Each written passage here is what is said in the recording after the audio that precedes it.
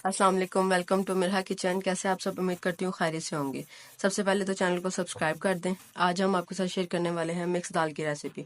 और इसके लिए हमने इंग्रेडिएंट्स अपने जो लिए हैं उसमें हमारी माश की दाल है छिलके वाली, चने की दाल, और ये मूंग की दाल, मसूर की दाल, और थोड़ा सा हमने दलिया लिया है। ये हाफ पाव से भी कम है हमारी दालें, मीन्स के हमने तो 1-1 कप के करीब ली हैं। और इसके अंदर हम स्पाइसेस ऐड करेंगे, गरम मसाला, हल्दी, कुटी लाल मिर्च और नमक।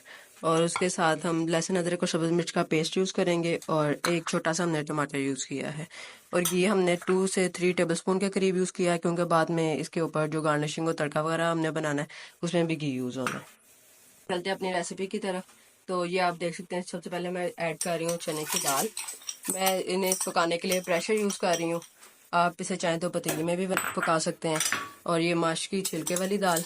और प्लीज़ चैनल को सब्सक्राइब कर दिया करें। ये माश की दाल भी इसके अंदर हम ऐड कर दी हमने।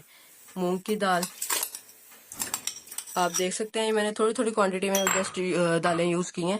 इसमें थोड़ा सा हमने अभी दलिया भी ऐड करना है, जो इसे मिक्स करेगा सब दालों को। और इसके बाद मैं आपसे इसके 20 मिनट के लिए मैं इसमें प्रेशर यूज़ करूँगी, क्योंकि वैसे तो बहुत टाइम लगेगा, तो 20 मिनट में ये हमारी दालें प्रेशर में अच्छे तरीके से रेडी हो जाएंगी।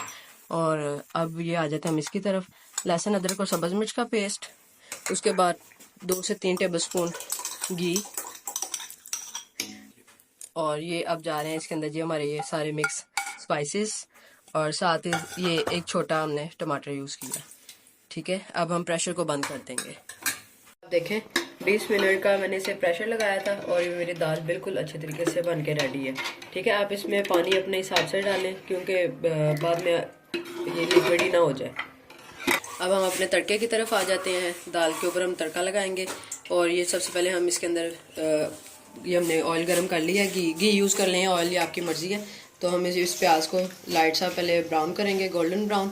और उसके बाद हम इसके अंदर सब्ज़ मिर्च, लहसुन ऐड करेंगे, और गार्निशिंग के लिए धनिया यूज़ करेंगे। आप देख सकते हैं तड़का हमारा बिल्कुल अब रेडी हो गया।